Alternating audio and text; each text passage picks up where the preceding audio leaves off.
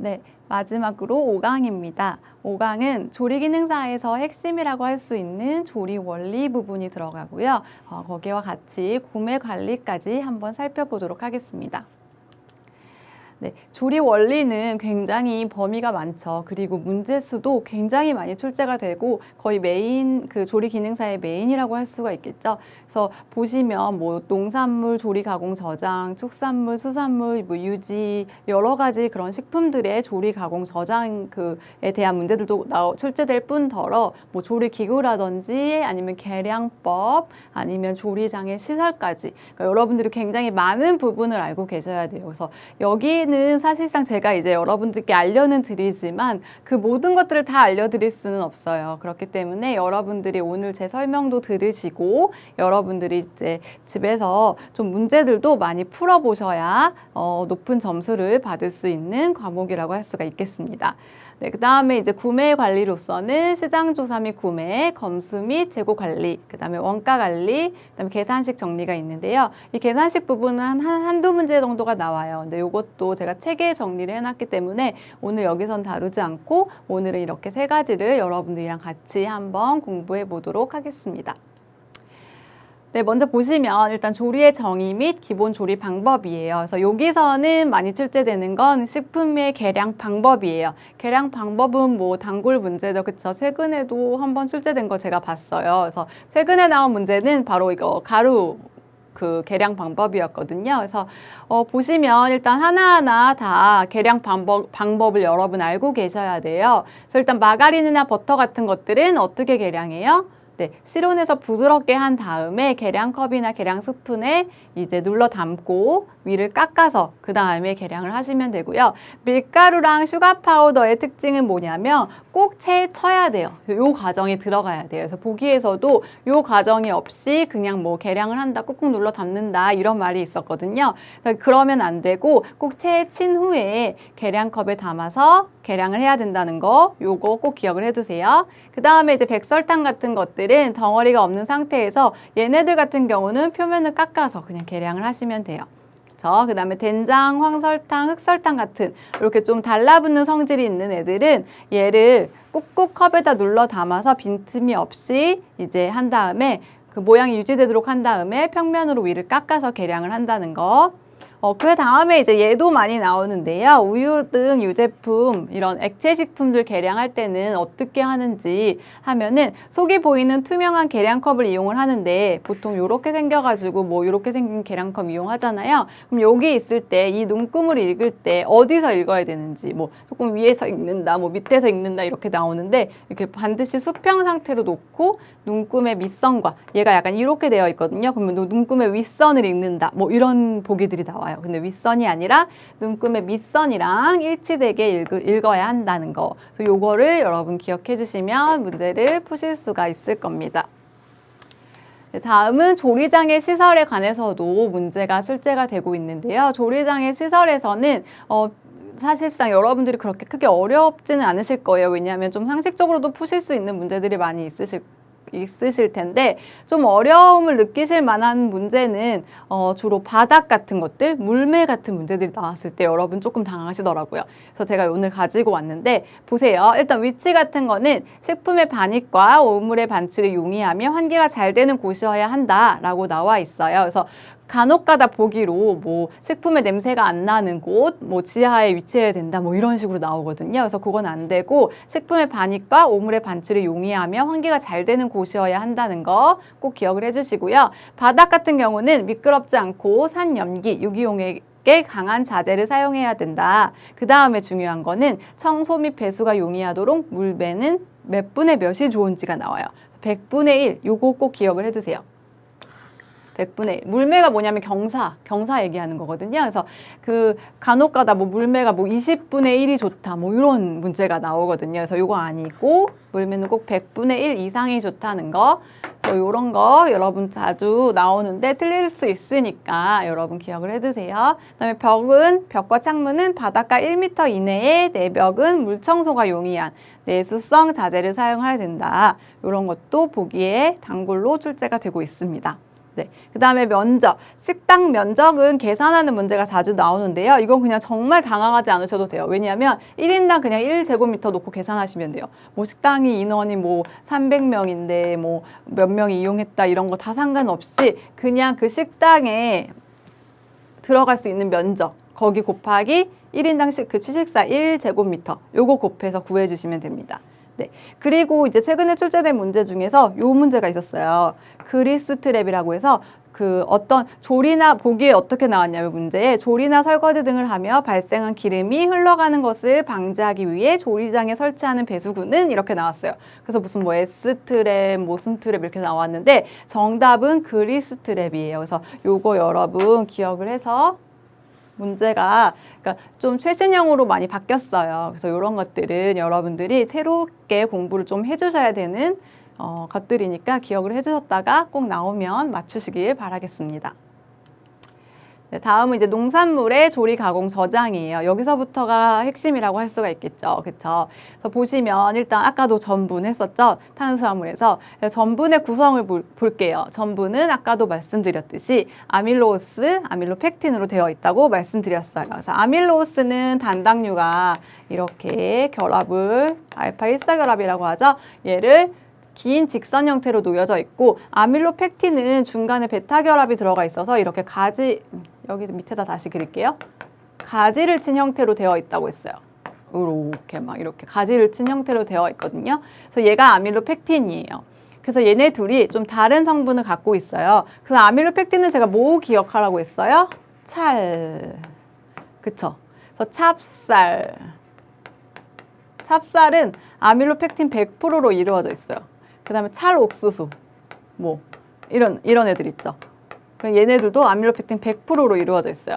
근데 맵쌀 같은 것들은 아밀로펙틴 8대 아밀로스 2 이 정도로 이루어져 있거든요. 그래서 좀 섞여 있어요. 근데 성질이 완전 달라지죠. 그쵸? 여러분들이 찹쌀과 일반 쌀을 이제 기억해 보면 얘네들의 성질이 어떻게 다른지 아실 수가 있으실 거예요. 그 다음에 이제 전분의 조리인데 조리, 여기는 꼭 문제가 나오죠. 꼭 알아두셔야 돼요. 그래서 먼저 전분의 호화예요. 전분의 호화는 이런 전분에 수분, 물을 넣고 가열을 하면 전분이 익는 거죠. 전분이 변하죠. 익는 거. 요거를 전분의 호화라고 하고 다른 말로 우리가 알파화 됐다고 해요. 그 다음에 전분의 노화는 뭐냐면 전분이 이제 딱딱해지는 거. 굳는 거. 쉽게 생각해보면 여러분들 떡을 맵쌀가루를 수분을 이렇게 넣고 찌어요. 그래서 떡이 됐어요. 그러면 그건 전분의 호화예요. 그런데 전분의 노화는 뭐냐면 얘를 밖에다 뒀어요.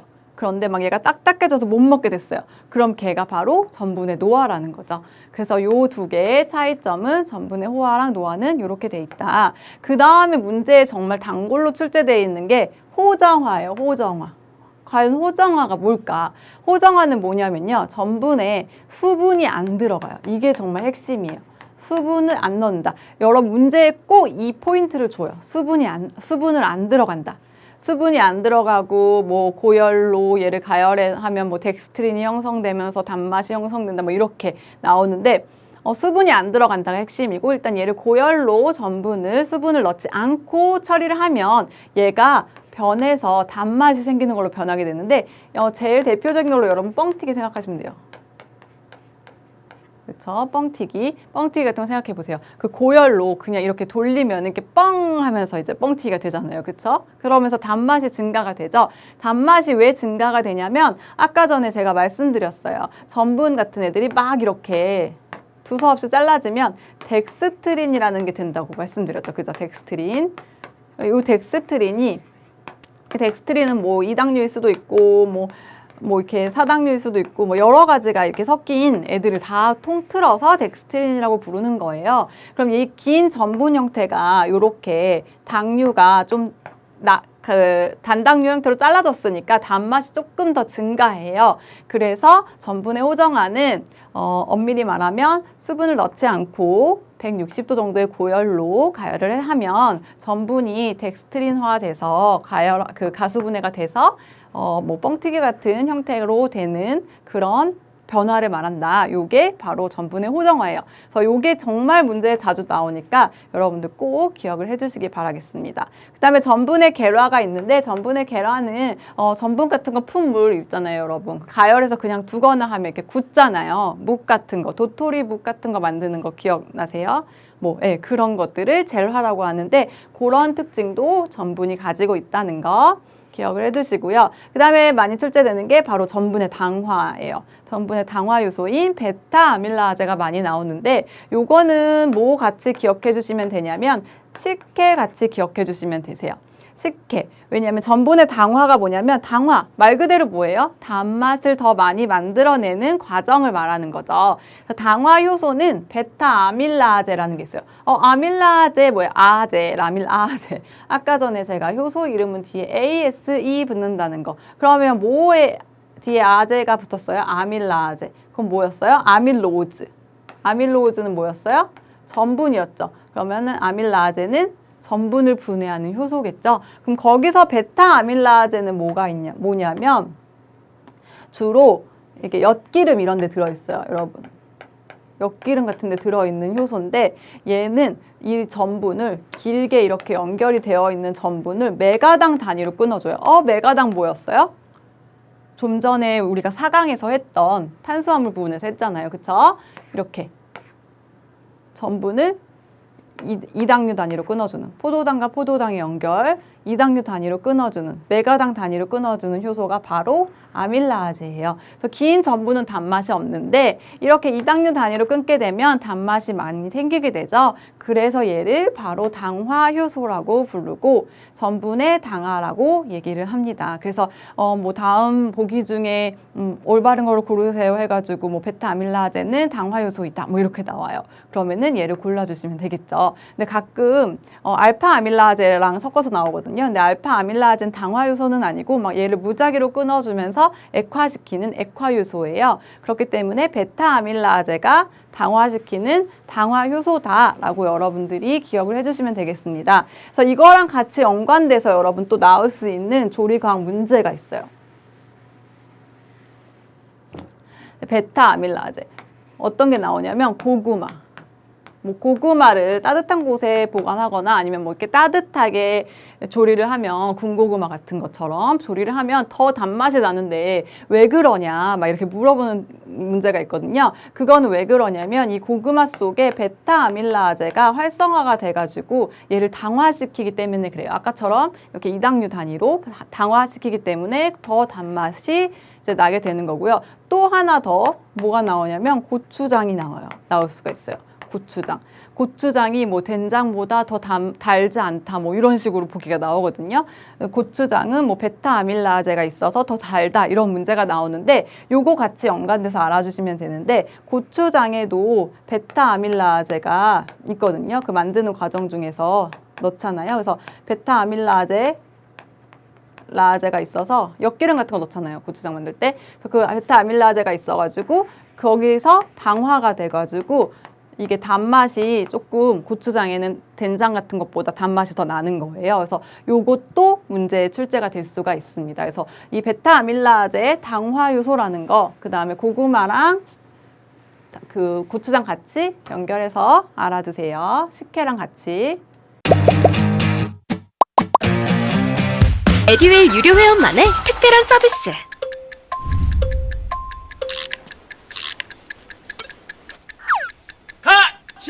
하차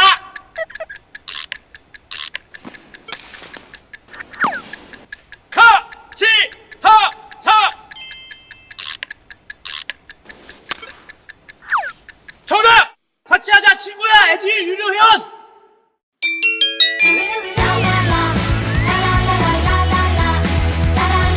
친구 소개하고 현금 받는 혜택. 오직 에듀윌 유료 회원에게만. 에듀윌.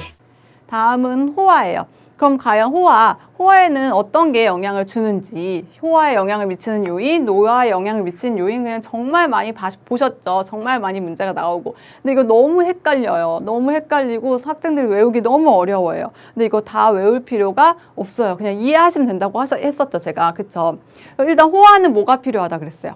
그쵸? 수분이 필요하다고 했어요. 그러면 수분을 방해하는 애들은 다 호화를 방해하는 요인이고, 수분을 만나려고 도와주는 애들은 다 호화를 도와주는 애들이라고 생각하시면 돼요. 하나씩 볼게요. 일단 수분은 당연히 있으면, 수침 시간이 길거나 수분이 있으면 호화가 좋아지죠. 그쵸? 있어야 되죠. 그 다음에 전분의 종류가 아밀로오즈인지 아밀로펙틴인지의 차이인데, 여러분 보세요. 아밀로오즈, 찹쌀이랑 맵쌀 익힐 때 생각해 보세요. 익혀 보셨나요? 요리해 보셨어요, 여러분? 이렇게 뭐 찹쌀떡, 맵쌀떡 이렇게 만들면 이제 찹쌀떡이 조금 더 오래 걸리거든요. 그래서 얘가 가지보다 얘가 더 호화가 잘 된다. 그래서 아밀로오스가 더 호화가 잘 된다라고 기억을 하시면 됩니다. 그다음에 전분의 크기가 있는데, 뭐 고구마 같은 애들은 전분이 이렇게 클 거고, 그 쌀 같은 애들은 조그말 거 아니에요. 그럼 얘 같은 애들은 수분을 더 많이 먹을 수 있겠죠. 그렇죠? 그래서 얘네가 전분의 크기가 크면 더 호화가 잘 된다라고 이해를 하시면 되고요. 설탕 같은 애들은 어떨까요, 여러분? 설탕은 어때요? 설탕에 물 이렇게 부어 보셨어요, 혹시? 네, 설탕에 물을 이렇게 부어보면 자기가 다 흡수해요. 그쵸? 설탕은 전분이 흡수해야 될 물을 자기가 다 가져가요. 그래서 전분이 이용할 수 있는 물들이 많이 없어서 설탕은 호화를 좀 이렇게 방해한다라고 여러분 이해하시면 되고요. 지방이란 단백질은 어때요? 지방이란 단백질은 이렇게 만약에 쌀이 있으면 이 겉을 수분이랑 만나야 되는데 자기들이 얘를 이렇게 코팅시켜요. 이렇게 막을 형성하게 해요. 그렇기 때문에 또 호화를 방해한다. 이렇게 이해를 하시면 돼요. 그럼 여러분 외우지 않으셔도 이제 문제를 푸실 수가 있겠죠. 그쵸? 노화에 영향을 미치는 요인도 마찬가지예요.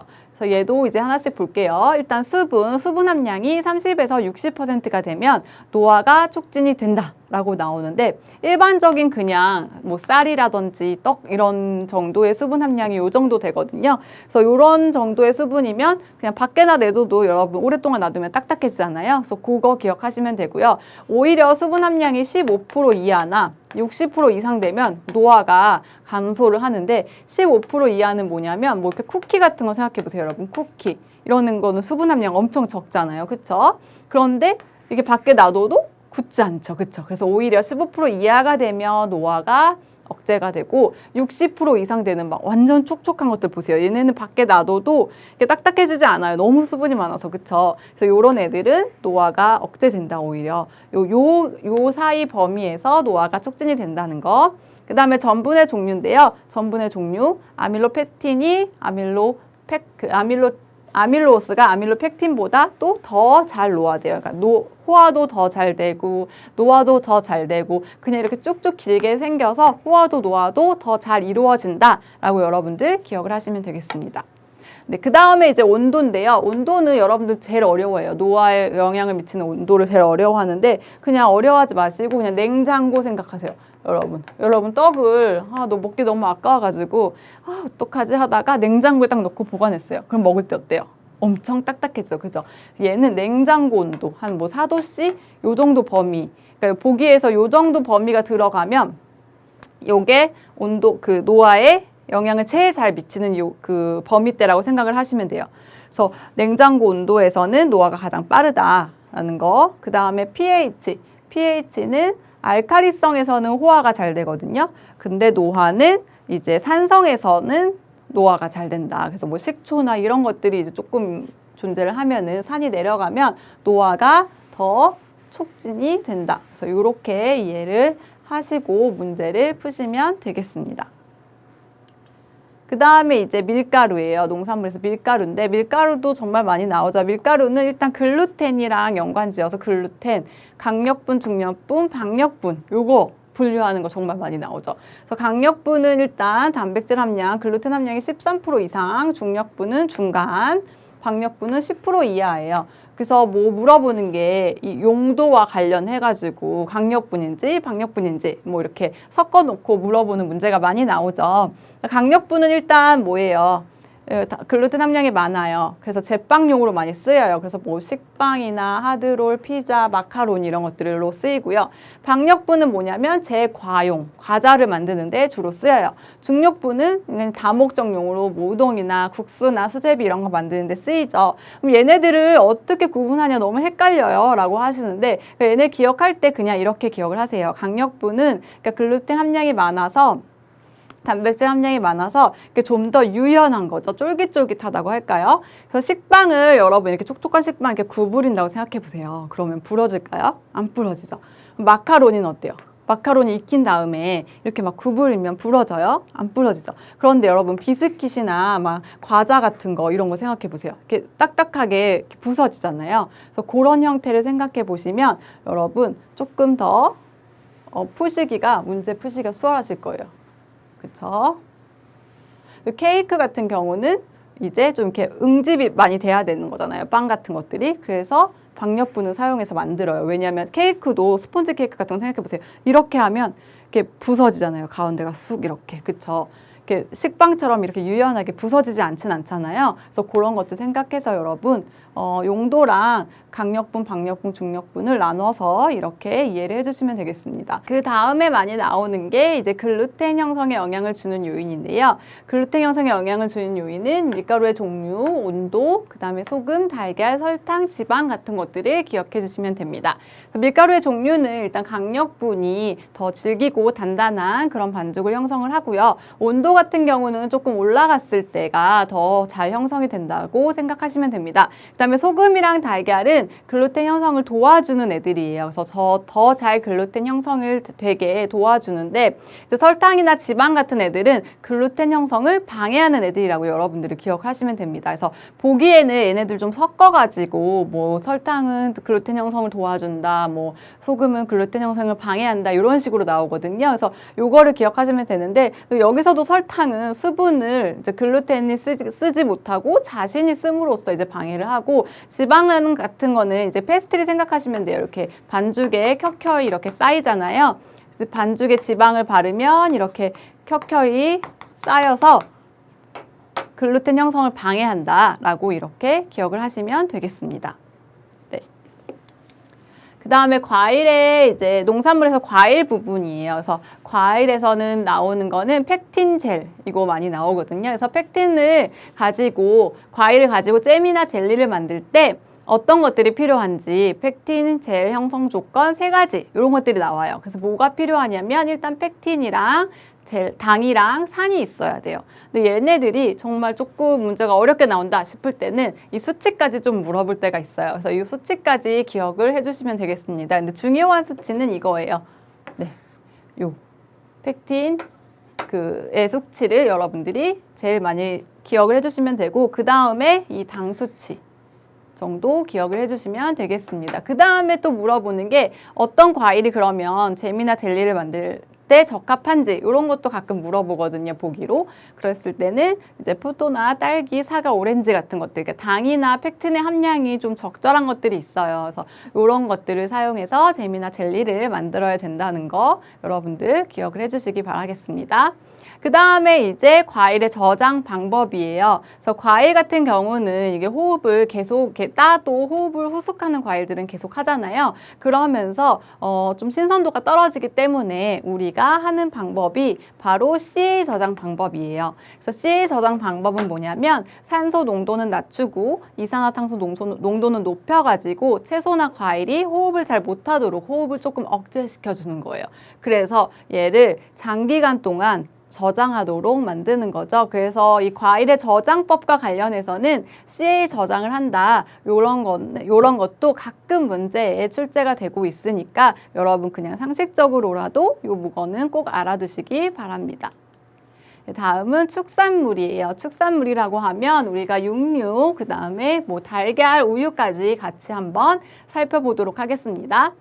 일단 육류에서는 이건 정말 최근에 나온 문제인데요. 육류에서는 그 콜라겐이 문제에 나왔어요. 최근에. 그래서 육류 단백질 중에 경단백질로 물과 함께 가열하면 젤라틴으로 되고 식으면 굳어져서 젤화가 되는 뭐 물질은 뭐 이렇게 나왔어요. 그럼 정답이 콜라겐이었거든요. 그래서 요것도 같이 여러분들이 기억을 해주셔야 되는데, 육류 단백질은 일단 콜라겐이랑 엘라스틴 요 두 가지가 있는데, 콜라겐은 약간 젤화가 된다, 젤라틴화가 된다 기억하시면 돼요. 그래서 이게 좀 헷갈리시면 족편 아시죠, 여러분? 그 돼지고기로 만드는 그 족편 같은 거 생각해 보시면 되세요. 그럼 약간 젤리처럼 이렇게 되잖아요. 그래서 그거 생각하셔가지고 콜라겐은 경단백질인데 물과 함께 가열하면 이렇게 좀 젤화가 된다라고 기억을 해주시기 바라겠습니다.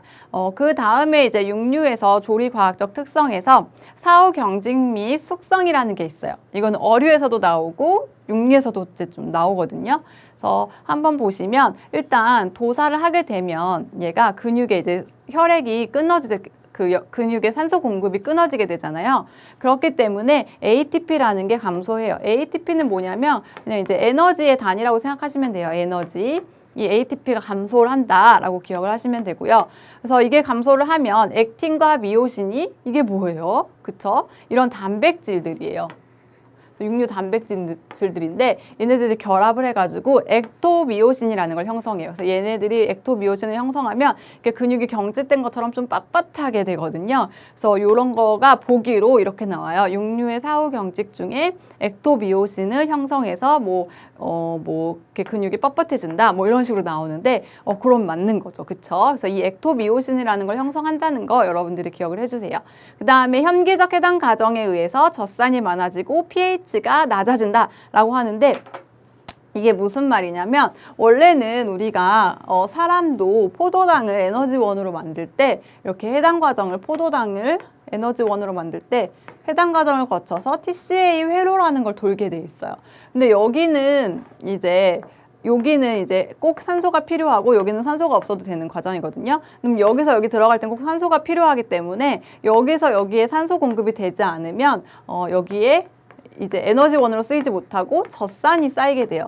예를 들면 여러분 심한 운동을 할 때 생각해 보시면 돼요. 그럼 막 숨이 막 엄청 많이 차잖아요. 그러니까 막 헥헥대고 막 숨이 엄청 차면은 그렇게 운동을 하셨어요. 그리고 그 다음날 어떻게 돼요? 막 이렇게 근육통이 너무 아프죠. 막 아이고 아파 하는데, 그런 게 뭐냐면 이게 근육에 젖산이 쌓인 거거든요. 그래서 이런 현기적인 그 해당 과정이 생기면 젖산이라는 게 많아져요. 우리 동물들은. 그래서 산이잖아요. 산이 많아지니까 pH가 낮아집니다. 그래서 이런 것도 그냥 여러분 외우실 필요 없이 이해하시면 되겠죠. 그래서 pH가 낮아진다는 거. 그 다음에 여기까지가 이제 사후 경직 과정이고요. 여기를 거치면 이제 숙성 기간이 이제 시작되는데, 숙성 기간은 일정 시간 지난 후에 경직된 근육이 이제 해소가 되는 거예요. 그러면서 핵단백질에서 이제 맛있는 감칠맛 성분들, 특히 육류의 감칠맛 성분은 이노신산이라고 해요. 이노선산 아니고 이노신산. 이노신산이 생성이 된다는 거.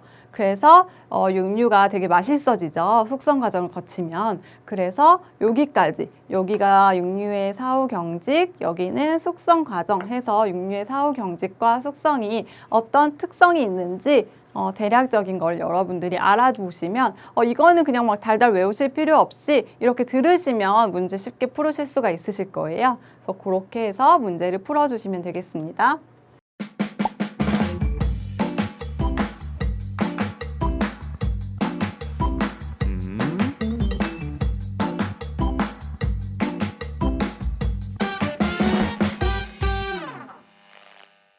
다음은 육류의 조리인데요. 육류의 조리도 뭐 정말 많이 나오죠. 그쵸? 그래서 요거는 어떻게 제가 막 세세하게 알려드릴 수가 없어요. 그래서 큼지막하게 알려드리면, 일단 사태나 양지 같은 운동량이 많은 부위는 물을 넣고 이렇게 오랜 시간 끓여서 좀 연하게 만드는 스별 조리가 적합하다는 거. 그 다음에 안심이나 등심, 채끝 같은 부위는 어때요, 여러분? 약간 스테이크 같은 걸로 많이 해 먹잖아요. 그쵸? 해 드시잖아요. 그래서 건열 조리에 적합하다는 거. 그 다음에 또 한 가지 더 알려드릴 거는 육수 같은 거 낼 때랑 고기를 드실 때, 그러니까 소고기 같은 거는 육수를 우리가 내는 용도로 쓸 때도 있고 우리가 구워 먹을 용도로 쓸 때도 있잖아요. 그쵸? 그럴 때 다른데, 우리가 주로 찬물에 넣는지 끓는 물에 넣는지 이거에 차이도 엄청 많이 나오거든요. 끓는 물. 그래서 우리가 주로 육수를 이용할 거다, 소고기를 넣고 소고기 육수를 이용할 거다, 국물을 먹을 거다 하면 우리가 찬물부터 넣어요. 육수 이용할 때는.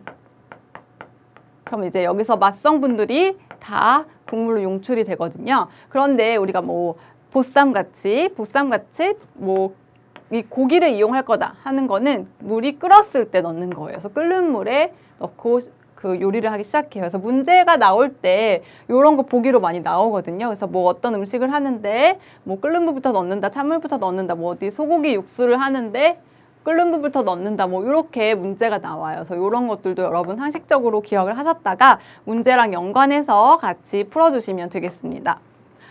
그 다음에 이제 육류 가열 조리시 변화, 요것도 최근에 문제가 출제가 된 적이 있었어요. 그래서 일단 하나씩 보시면 결합 조직인 콜라겐 아까 말씀드렸죠, 그쵸? 물이랑 함께 가열하면 젤라틴이 되면서 연해진다고 말씀드렸어요. 근육 단백질인 미오신은 장기간 가열하면 굉장히 질겨져요, 그쵸? 고기도 살짝만 익히면은 이게 굉장히 부드러운데 막 계속 오랜 시간 하면 엄청 질겨질 때가 있잖아요. 그래서 그런 특성을 가지고 있다는 거. 그 다음에 가열할수록 고기 단백질은 당연히 변성하겠죠. 그 다음에 수분이 용출이 되면서 보수성 및 질량이 감소한다. 요게 가열 조리시 가지는 특징이고요. 아까 전에 말씀드렸어요. 색소 단백질 미오글로빈은 옥시미오글로빈 거쳐서 뭐가 됐어요? 메트미오글로빈, 그쵸? 그러다 최종적으로 헤마틴까지도 됐었죠. 그래서 갈색 메트미오글로빈이 된다. 요거 최근에 문제는 갈색 메트미오글로빈이라고 나왔거든요. 근데 뭐 여기 헤마틴이 된다. 이것도 맞는 말이죠, 그쵸? 그래서 요거 같이 기억해 주세요. 그 다음에 또 육류에서 나오는 문제가 이제 부위별로 어떻게 쓰이는지 뭐 이런 것들 나오거든요. 근데 뭐 최근에는 이런 거 나왔었어요. 개정 후에 나온 문제 중에 뭐 육포로 쓸 수 있는 거. 기름기가 적어서 육포로 쓸 수 있는 부위는 뭐 이런 것들 나왔어요. 그래서 이런 것들은 뭐 우둔 뭐 이렇게 이런 거 보기로 주고 이제 고르라고 하거든요. 그래서 주로 육포로 쓰는 거는 여러분 어떤 부위예요? 네, 기름기가 많이 없는 부위 같은 것들 쓰잖아요.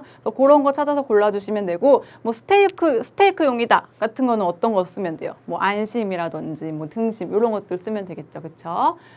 그리고 육수용은 어떤 거예요? 뭐 사태나 양지 뭐 이런 것들이죠. 그래서 이런 것들 골라주시면 되겠습니다. 네, 그 다음에 이제 젤라틴과 한천인데요. 이 젤라틴과 한천은 사실 동물성이 아니죠. 젤라틴은 콜라겐을 이제 분해해가지고 얻은 물질을 우리가 젤라틴이라고 하는데 이 젤라틴이랑 이 한천은 둘 다 젤리를 만들 수 있는 성질을 가지고 있어요. 한천은 아까 말씀드렸죠. 어디서요? 어디서 나온지 기억하세요? 네, 다당류에서 나왔었잖아요. 그쵸? 다당류 중에 하나였는데 얘는 식물성 해조류에서 얻어요.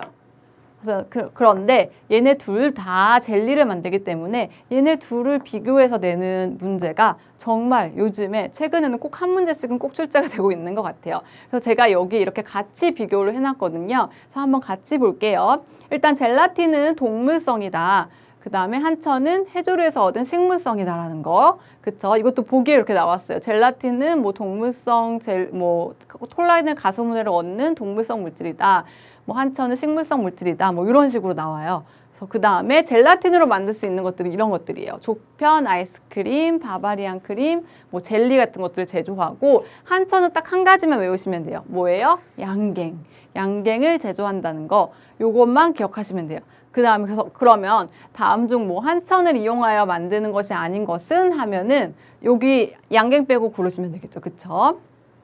그런데 그렇게는 안 나오고 보기로 뭐 젤라틴은 이런 걸 만들고 한천은 이런 걸 만든다 뭐 이런 식으로 나와요. 그래서 이게 여기 써 있는 것들을 여러분 대부분 다 알아두셔야 풀 수 있는 문제들이 나오기 때문에 이거는 꼭 여러분들이 주의해서 좀 공부를 세심하게 해주셨으면 좋겠습니다. 그 다음에 젤라틴의 농도가 높을수록 응고 속도가 빨라진다는 거. 그 다음에 이제 염류 같은 것들은 젤라틴 응고를 촉진시키고 설탕은 응고 속도를 늦춰준다 하는 건데 요거는 그냥 젤라틴 자체의 특성이에요. 그쵸? 단백질 분해 요소 사용 시 응고력이 약하다. 뭐 이런 건 젤라틴 자체의 특성이니까 이런 것들은 그렇게 뭐 자주 보기에 등장하진 않는데 이런 것들이 이제 많이 등장을 하거든요. 그래서 요건 뭐냐면 응고 온도, 용해 온도, 뭐 이렇게 사용 용도 이런 것들. 그래서 약간 한천과 젤라틴을 비교할 수 있는 문제들. 각각이 가지고 있는 특성보다 비교할 수 있는 문제들이 많이 나와요. 그래서 하나 볼게요. 응고 온도는 일단 15도씨 이하, 젤라틴은. 그래서 냉장고에 우리가 만들었을 때 냉장고에 응고시키는 게 좋죠. 그래서 냉장고 응고를 한다. 용의 온도는 25에서 35도예요. 이거 뭐예요? 어저께 저희가 1강에서 했었죠. 그래서 사람의 입속 온도, 그죠? 그래서 입속 온도기 때문에 젤라틴 같은 경우는 젤라틴으로 만든 음식을 먹으면 입에서 되게 기분 좋게 녹아요. 그래서 그런 온도. 그래서 진짜 실제로 문제도 뭐 입속에서 잘 녹는다. 뭐 이런 식으로 나와요. 젤라틴으로 만든 거는 입속에서 잘 녹는다. 이런 식으로 나오니까 이것도 꼭 기억을 해두세요. 그 다음에 한천 젤리에 비해서 점탄성과 부착력이 크다는 특징을 가지고 있어요. 그 다음에 이제 한천을 볼게요. 한천은 응고 온도가 어때요? 35도에서 40도로 높아요. 그래서 실온에서 응고하는 게 가능한 물질이에요. 그 다음에 용의 온도가 어때요? 녹는 점이 80에서 100도예요. 굉장히 높죠. 그래서 여름철에도 실온에 꺼내놔도 잘 녹지 않아요. 그래서 이런 특징이 있는데 실제로 이 온도까지 해서 같이 기억을 해두셔야 문제를 푸실 수가 있을 겁니다. 그래서 이 온도 같이 해서 기억을 해두시고요. 그 다음에 한천 젤리의 특징 중에 하나가 한천으로 제조한 젤은 제품의 수분이 배어나오는 이수 현상이라는 게 있거든요. 그러니까 좀 이렇게 한천으로 만든 양갱을 이렇게 좀 놔두면 약간 이렇게 촉촉해지면서 수분이 배어나와요. 그런 걸 우리가 이수 현상이라고 하는데 요런 현상이 한천 젤리에 나타난다는 거 여기까지 여러분들 기억을 해두시면 되겠습니다. 그다음에 이제 달걀의 기포성이에요. 달걀의 기포성인데 달걀 식품에서 이제 중요한 거는 기포성이죠. 그래서 이렇게 막 저으면은 거품이 나잖아요. 그래서 이런 것들도 문제에 굉장히 출제가 많이 되고 있어요. 그래서 보시면 기포성을 이용한 식품 이거 정말 많이 나오거든요. 그래서 보기에 이런 것들 주고 뭐 계란찜 뭐 이런 거 같이 나오고 고르라고 나와요. 그러면은 여러분이 여기에 해당하지 않는 것들 고르시면 되겠습니다. 그래서 마시멜로, 뭐 수플레, 캔디, 아이스크림, 뭐 머랭 이런 것들이 기포성을 이용한 음식이고 기포성에 관여하는 단백질 가끔 보기에 출제가 될 때가 있는데 오보 들어가는 거, 오보뮤신, 오보글로불린이 바로 기포성에 관여하는 단백질이다라는 거. 그 다음에 남백의 기포성에 영향을 미친 요인들이 보기로 많이 나와요. 그런데 이제 교반 같은 거, 교반은 오래 할수록 좀 안정된 기포를 형성을 하죠. 그 다음에 온도는 어때요, 여러분? 온도는 실온에서 좀 꺼내놓으라고 하잖아요. 우리가 기포 형성할 때 막 차가운 달걀들, 냉장고에서 막 꺼낸 달걀을 이렇게 기포 형성하는 것보다 실온에 좀 오래 놔뒀다가 꺼내둔 달걀을 기포 형성을 하는 게 훨씬 잘 되죠. 그죠? 그래서 온도는 조금 높을 때 기포 형성이 훨씬 잘 된다는 거. 그다음에 설탕이 조금 중요한데 설탕은 기포를 형성을 하는데 좀 방해를 해요. 그런데 한번 생긴 기포를 되게 유지시켜주는 힘은 강해요. 그러니까 기포 형성은 방해하지만 안정성 있는 기포를 형성한다. 요거를 여러분들이 좀 기억을 해두시면 되겠습니다. 아셨죠? 그러니까 기포 형성은 방해하지만 안정성은 있다는 거. 그러니까 요게 좀 보기로 가끔 나올 때가 있었어요. 그쵸? 그 다음에 소금은 되게 기포 형성도 방해하고 안정성도 굉장히 낮춰준다고 기억을 하시면 돼요. 그래서 소금이랑 특히 이 기름은 조금 소량이라도 들어가면 기포를 굉장히 방해하는, 기포를 내는데 방해하는 물질이거든요. 그래서 요 두 가지는 기포 형성을 방해한다. 또 얘도 설탕도 이제 기포 형성을 방해하는 요인 중에 하나인데 안정성은 좋다. 요렇게까지만 기억을 해주시면 될 것 같아요.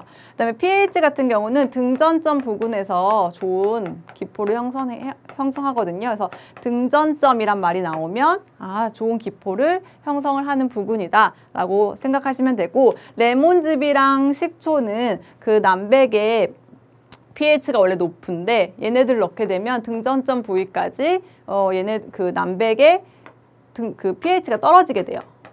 그래서 등전점 부위까지 맞춰져요, pH가. 그래서 이제 안정성 있고 기포 형성이 잘 되는 그런 물질이거든요. 그래서 레몬즙과 식초는 남백에 있어서는 기포 형성을 도와준다라고 생각을 하시면 됩니다. 네, 그 다음에 신선도가 많이 연관을 미치는데요. 신선도 어때요, 여러분? 신선한 달걀이 기포 형성이 잘 될까요? 안 신선한 달걀이 기포 형성이 잘 될까요?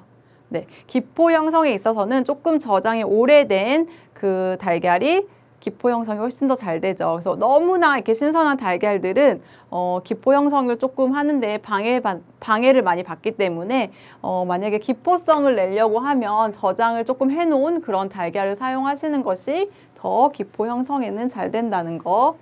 여러분 이렇게 기포성에 영향을 미치는 요인도 보기로 많이 나오니까 이렇게 연관 지어가지고 같이 알아두시면 되겠습니다. 그 다음에 이제 달걀에서 나오는 거는 달걀의 응고성이에요. 그래서 달걀은 응고하는 성질이 있잖아요. 열을 만나면 이제 주로 응고를 하게 되는데 이런 것들을 이용한 식품. 이게 뭐가 있어요? 달걀찜, 뭐 커스터드, 푸딩, 그 다음에 수란 같은 것들 있잖아요. 그래서 이것도 아까 그 전에랑 마찬가지로 얘네들을 이용한 식품, 응고성을 이용한 식품이 아닌 것은 뭐 이런 식으로 문제가 출제가 돼요. 그래서 이것들 어떤 것들이 있는지 이제 알아두시면 되고요. 응고를 촉진하는 것들에는 소금이랑 식초가 있고 응고를 저해하는 거에는 설탕이 있다라고 보시면 되는데 여러분 지금까지 이제 제가 뭐 호화나 글루텐 형성이나 여러 가지 계속 설명했을 때마다 느낀 특징 기억하세요, 혹시? 그죠? 설탕은 대부분 다 방해하는 요인으로 작용했다고 보시면 돼요. 근데 보기에는 또 설탕 굉장히 많이 나오거든요. 그러니까 조리과학에서 주로 보기에 설탕이 나오면 대부분 뭐 글루텐 형성도 방해하고 호화도 방해하고 그러니까 다 그냥 방해한다라고 보시면 돼요. 기포성은 방해하지만 안정성만 높여준다라고 기억을 하시면 되겠습니다. 아셨죠?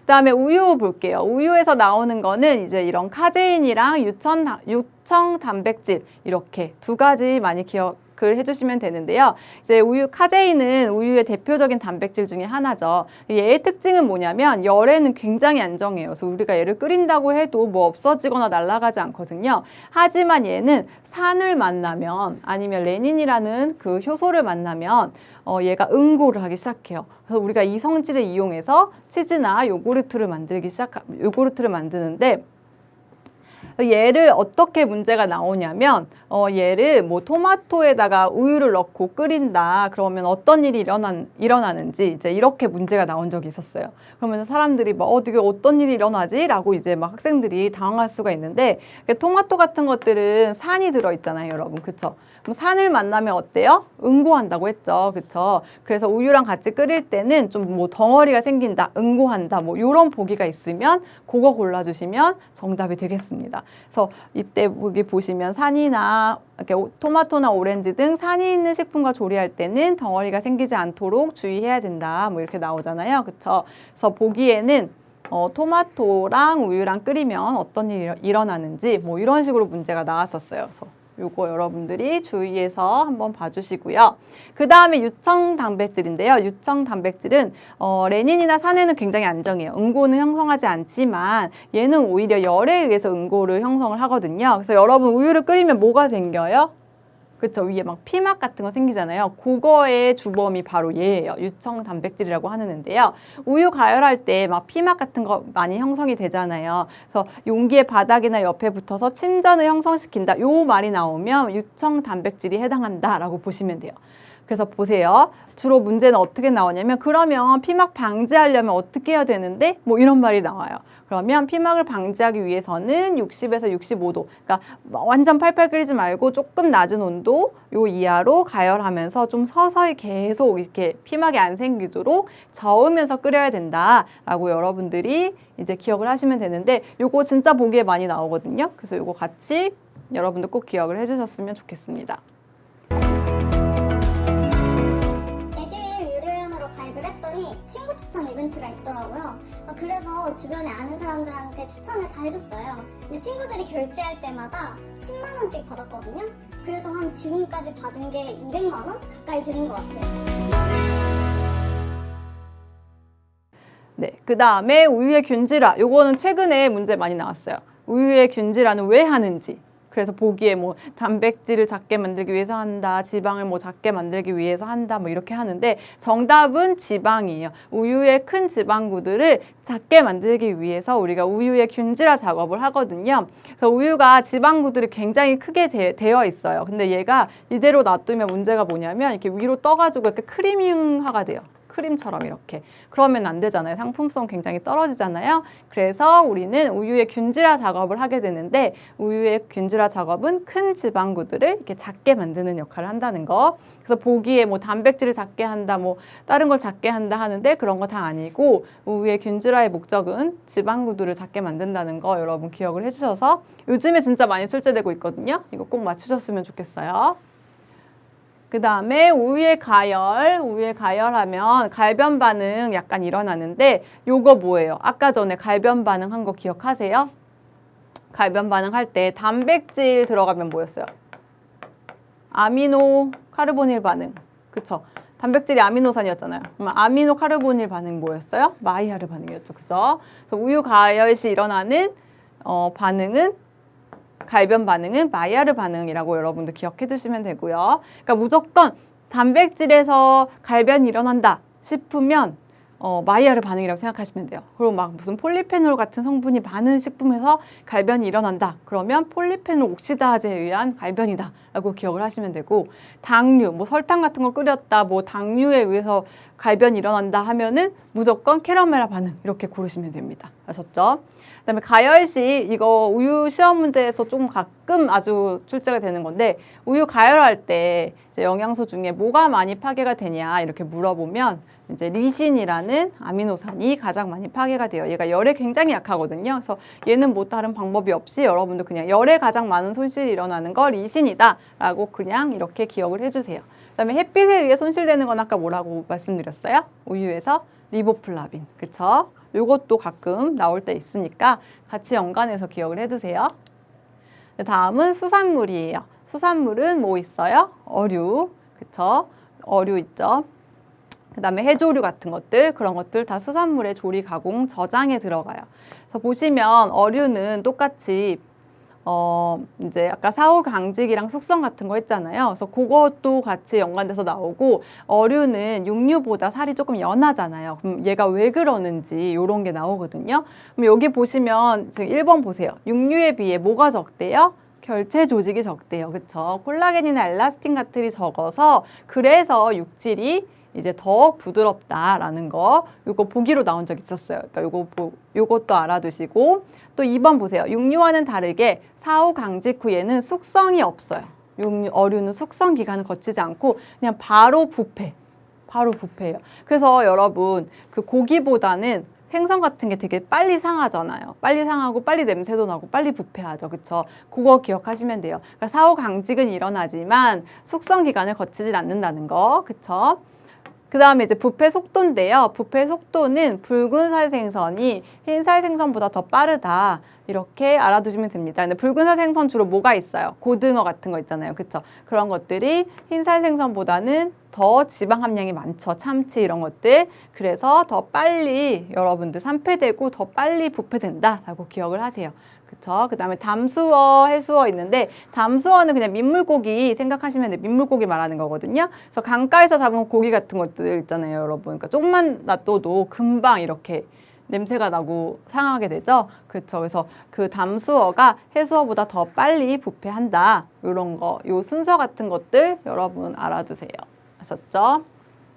그럼 뭐 자주 출제되진 않는데 그냥 여러분 가끔 보기로 나올 때가 있어서 제가 여러분들 그냥 알려드렸어요. 그쵸?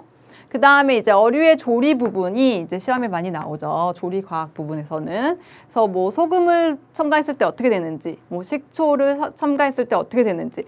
최근에는 이 식초 첨가했을 때, 생선에 식초 첨가했을 때 어떻게 되는지가 문제로 나왔었거든요. 그래서 보시면 일단 1번은 소금은 어떤 일이 일어나요? 생선살이 조금 단단해지는다. 뭐 이렇게 생선살이 조금 단단해져서 뭐 석쇠 같은 데도 구울 때 소금 같은 거 좀 첨가하면은 생선살이 조금 단단해져서 더 잘 구워질 수가 있어요.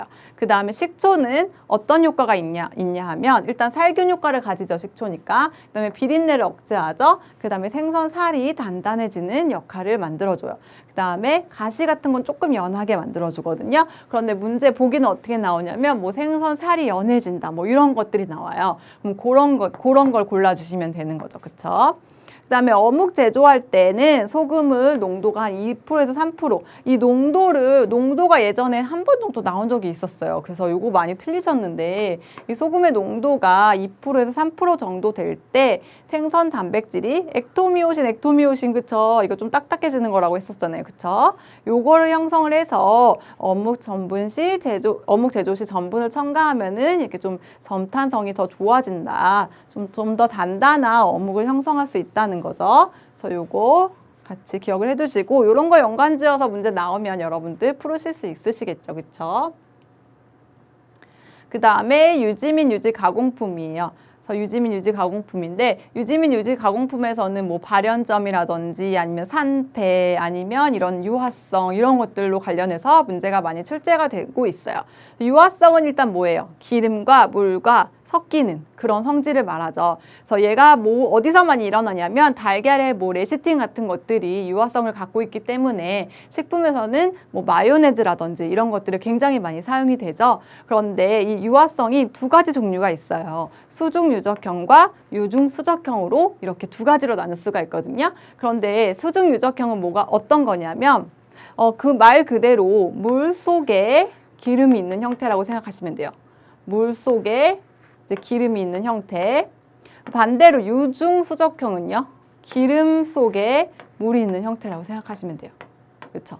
이게 좀 달라요. 그래서 이제 문제에는 다음 중 뭐 성질이 다른 유화성 성질이 다른 하나는 뭐 이런 식으로 나온다거나 아니면 뭐 다음 수중 유적형 유화제가 아닌 것은 뭐 이런 식으로 문제가 나와요. 아니면 뭐 같은 성질을 가진 것끼리 짝지어진 것은 해가지고 막 이렇게 짝지어 놓고 하거든요.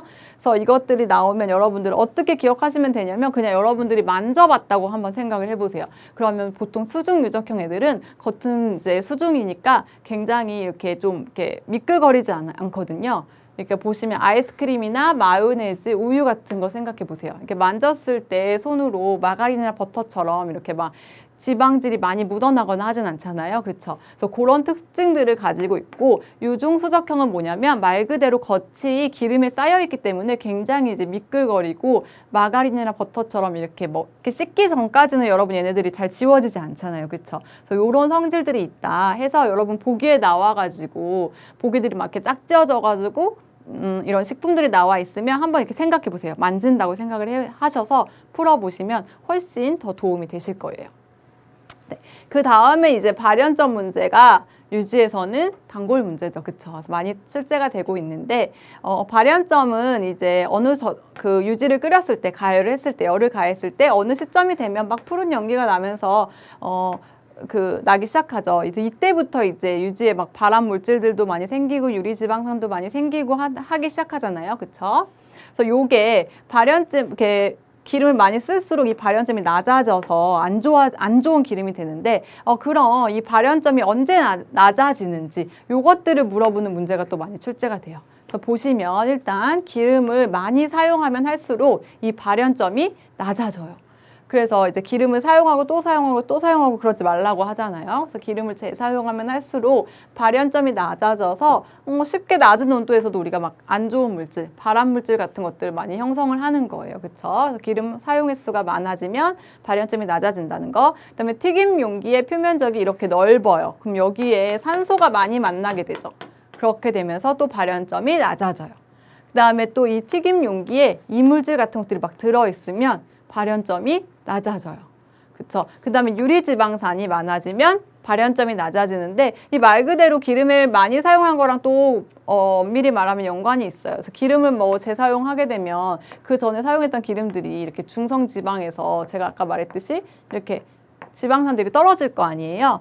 그러니까 유리지방산들 여기서 떨어져서 유리됐어요. 유리됐다, 나왔다 이런 지방산들 이런 것들이 이렇게 많아지게 되면 어떤 일이 일어나겠어요? 얘네들은 막 반응성이 커가지고 자기들이랑 막 서로 다 이렇게 중합하려고 하거든요. 이렇게 만나려고 하거든요. 그래서 나쁜 물질들을 만들어요. 막 과산화물이라든지 막 이런 좀 안 좋은 물질들을 만들어내는데 그렇게 반응성이 큰 유리지방산들이 많아지면 그래서 발연점이 더 낮아져요. 그래서 이런 효과가, 이런 일이 있다는 거. 여러분 알아두시고 튀기는 식품에 수분이 들어가면 또 발연점이 많이 낮아져요. 온도도 많이 떨어지죠. 그쵸? 그래서 튀기는 식품에 수분이 있으면 안 되고 수분 깨끗이 제거한 후에 튀겨주시는 게 발연점을 좀 지켜주실 수 있는 그런 요인이 되죠. 그래서 이 발연점이 낮아지는 요인들 여러분들 외우지 않으셔도 그냥 이렇게 이해하시면 되겠죠. 그쵸? 그 다음에 많이 나오는 거죠. 유지의 산패에 영향을 미치는 요인. 뭐가 있는지. 그쵸? 그래서 일단은 유지의 산패 뭐예요? 산패. 기름은 항상 문제가 산패죠. 이 산패가 많이 되는 게 문제예요. 산패는 뭐냐면 산소와 만나서 부패가 된다고 생각하시면 되거든요. 그래서 산소와 만나서 일어나는 거예요. 그러니까 뭐예요? 뭐 빛, 자외선, 공기 이런 것들이랑 만나면 기름이 이렇게 뭐 이렇게 쩐내도 나고 색깔도 변하고 나쁜 물질들도 많이 생기는 이런 산패가 일어나는데 이런 게 어떤 영향을 미치는 어떤 것들이 영향을 미치냐 보면은 이런 빛, 자외선, 공기 이런 것들이라고요. 그쵸? 그 다음에 철이나 구리 이런 금속 같은 것들이 존재를 하면 또 산패를 굉장히 빨리 일으켜요. 촉진시켜요. 그래서 뭐 철그릇이나 이런데 이렇게 기름 같은 거 담아 놓으면은 엄청 금방 산패되거든요. 그래서 그런 것들 산패에 영향을 미친다. 그 다음에 불포화 지방산의 함량. 아까 불포화 지방산 뭐라고 했어요? 이렇게 꺾여 있다고 했죠. 반응성이 굉장히 낮다고 했잖아요. 그쵸? 너무 약한 애들이에요, 얘는. 그래서 막 산소에도 쉽게 반응하고 막 융점도 낮아서 실온에서 액체로 존재하고 막 너무나 쉽게 자극을 받아요. 가열만 해도 얘네들 다 그냥 다 분해가 돼가지고 유리지방산만 만들어내고 막 이래요. 그래서 얘네들도 불포화 지방산이 많으면 유지의 산패에 영향을 많이 미친다는 거. 그 다음에 온도 및 수분이 영향을 미치는데 온도도 높아질수록 그 다음에 수분도 많아질수록 유지 산패가 더 잘 일어나죠. 그쵸? 그래서 우리가 튀김 기름 같은 거 보관할 때 어디에 보관하라고 해요? 이렇게 산소 잘 안 만나게, 빛 같은 거 안 만나게 잘 싸서 냉장고에 보관하라고 하잖아요. 그쵸? 그래서 온도는 높아지면 산패에서 잘 일어난다. 수분도 많아지면 산패가 잘 일어난다는 거. 또 이런 것들이 바로 산패에 영향을 미친다라고 여러분 기억을 해주시면 되겠습니다. 다음은 이제 구매 관리로 넘어올게요. 그래서 구매 관리는 뭐 많은 문제가 나오진 않지만 그래도 꼭 문제 한두 문제씩은 이상은 출제가 되죠. 그래서 많이 나오는 것들 위주로 여러분 한번 같이 살펴볼게요. 일단 시장 조사 및 구매 부분에서는 공급 업체 선정 방법이라는 게 있어요. 그래서 이 두 가지가 이제 경쟁 입찰 계약 방법이랑 수의 계약 방법이라는 게 있는데 이 두 가지를 비교하는 문제가 가끔 출제가 되고 있어요. 그래서 일단 뭐냐면 경쟁 입찰이라는 거는 어떤 물건을 구매를 할 때 우리가 참여를 원하는 업체들을 입찰을 막 통해 가지고 최적 조건을 딱 제시한 그 업체를 우리가 고르는 거예요. 그래서 이렇게 경쟁을 통해서 하는 입찰 방법을 경쟁 입찰이라고 하고요.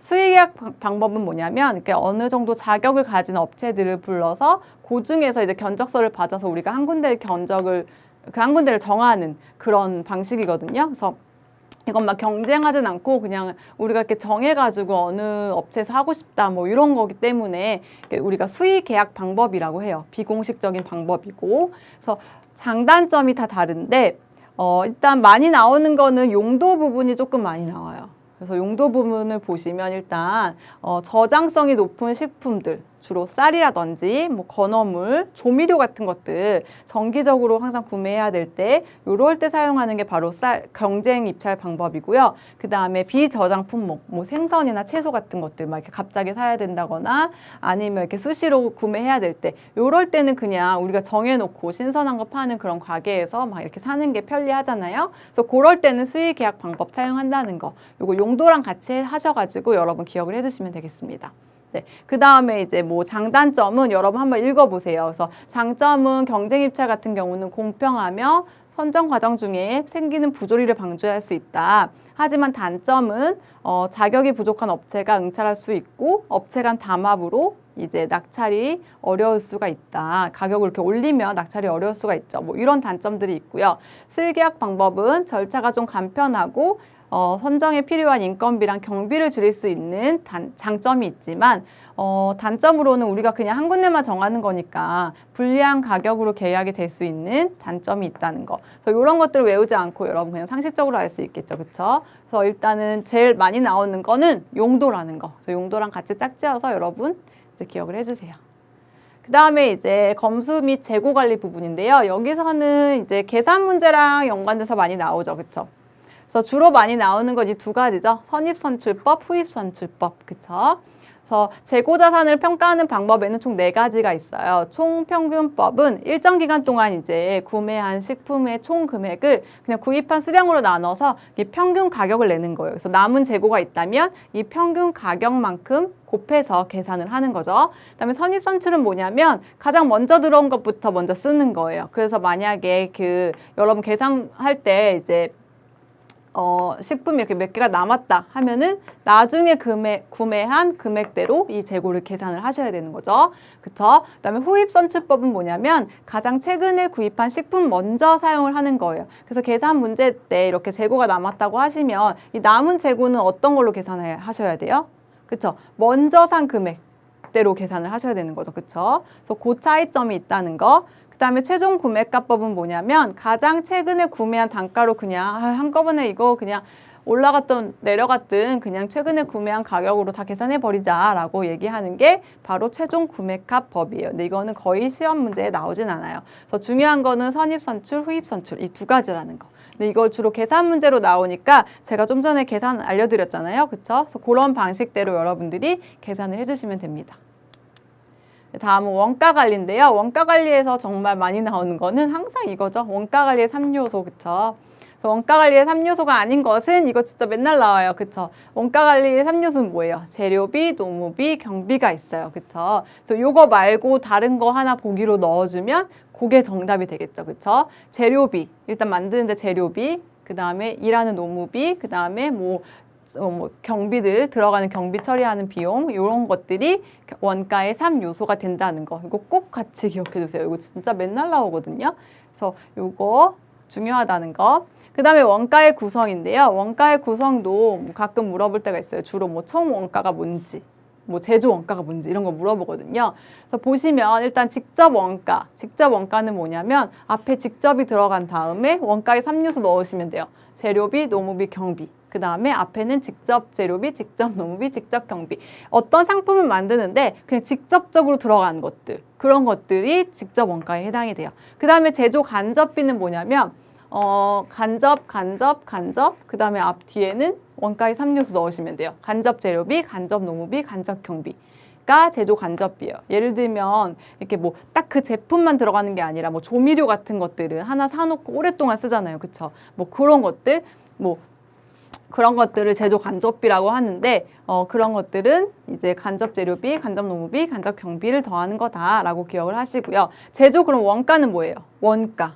이거를 만드는 데 들어간 원가. 순수한 원가는 직접 원가 더하기 제조 간접비를 더하시면 되는 거죠. 그쵸? 그 다음에 총 원가, 총 들어간 원가. 요거 시험 문제 자주 나오거든요. 이거는 판매 관리비에서 제조 원가. 그러니까 이 제조 원가에다가 우리가 판매 관리비를 더하면 되는 거죠. 그쵸? 판매 관리할 때 들어가는 비용까지 더하면 총 원가가 되는 거고요. 여기에다가 우리가 이제 남길 이익을 계산해서 이익까지 붙여주면 총 소비자한테 판매할 수 있는 판매 가격이 되는 거죠. 그래서 이렇게 해가지고 여러분들이 이제 알아주시면 되겠습니다.